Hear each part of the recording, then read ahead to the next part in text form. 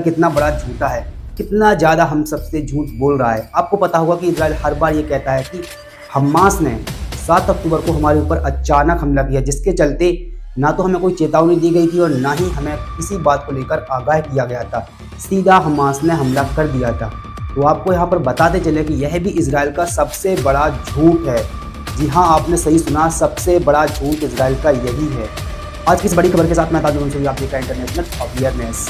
दरअसल इस बात की सच्चाई तब सबके सामने आई जब इजराइल के विपक्षी नेता यायर लैपिड ने बताया कि हमास के हमला करने से 2 हफ्ते पहले मुझे इजराइल की खुफिया एजेंसियों ने जानकारी दी थी। मुझे उनकी जानकारियों से पता चला था कि गजा में और वेस्ट बैंक में लगातार हिंसा भड़क रही है, और इस बात की चेतावनी एक प्रेस कॉन्फ्रेंस के दौरान मैंने अपने राज्य को दी थी। लेकिन अफसोस, मेरी किसी ने ना सुनी और हमास के हमला करने से पहले हमारे राज्य में कई विफलताएं थी, जिसके बाद ये हमला हम रोक ना सके और ये हमला हमारे ऊपर 7 अक्टूबर को हो गया। मैं अपने राज्य से यही आग्रह करूंगा कि हमें इस चीज़ की सटीकता से जांच करनी चाहिए ताकि हमें पता चल सके कि आखिर यह कैसे हुआ था। तो अब आपके सामने आ गया कि इजराइल कितना लेवल का, कितना बड़ा हमसे झूठ बोल सकता है। इसके चलते तो ऐसा लगता है कि इजराइल हर एक बात झूठ बोलता है।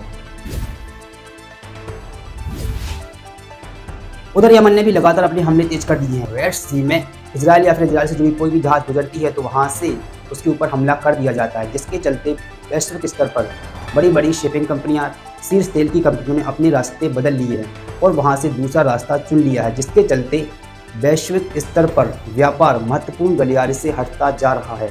आप देख सकते हैं किस तरीके से यमन के हमला करने से कितना प्रभाव पड़ रहा है इजराइल के ऊपर।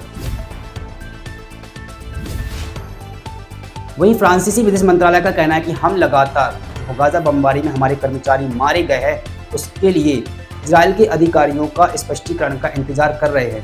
उन्होंने आगे बताया कि हम लगातार इजराइल के अधिकारियों के संपर्क में बने हैं। जो हमारे कर्मचारी मारे हैं, जो उनकी हत्या की गई है, उसका हमें स्पष्टीकरण दो, जिसके चलते उनके संपर्क में हम लगातार बने हुए हैं। उधर एक बार इजराइल ने फिर से गाजा के जवालिया शरणार्थी शिविर कैंप पर हमला किया, जिसमें 13 फिलिस्तीनियों की मौत हो गई है और दर्जनों घायल हो गए हैं। इसी के साथ गाजा के एक और इलाके रमल्ला पर हमला किया, जिसमें हमला करने के बाद लगभग 10 से ज़्यादा फिलिस्तीनियों की मौत हो गई है और दर्जनों अभी भी लापता है, जिनका कोई पता है ही नहीं। इसी के साथ गाजा की अल अहली बैप्टिस्ट हॉस्पिटल अब किसी मरीज का इलाज नहीं कर पाएगी, क्योंकि पहले तो इजराइल ने उसके ऊपर हमला किया, फिर उसके ऊपर घेराबंदी की, फिर उसके डॉक्टर्स को गिरफ्तार कर लिया है, जिसके चलते अब पूरी तरीके से सर्विस से बाहर हो गई है। वहीं मेरे दोस्त, आप देखकर हैरान हो जाओगे कि किस तरीके से गाजा के लोग भूखे मर रहे हैं।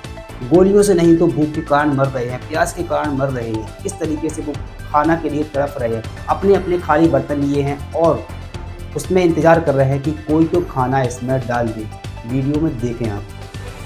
फिलहाल मैं आज के लिए बस इतना ही। बनी रही इंटरनेशनल अवेयरनेस के साथ। रिपोर्ट पसंद आई है तो दोस्तों के साथ इसको आगे शेयर कीजिए ताकि उनको भी पता चले ऐसी घटनाओं के बारे में।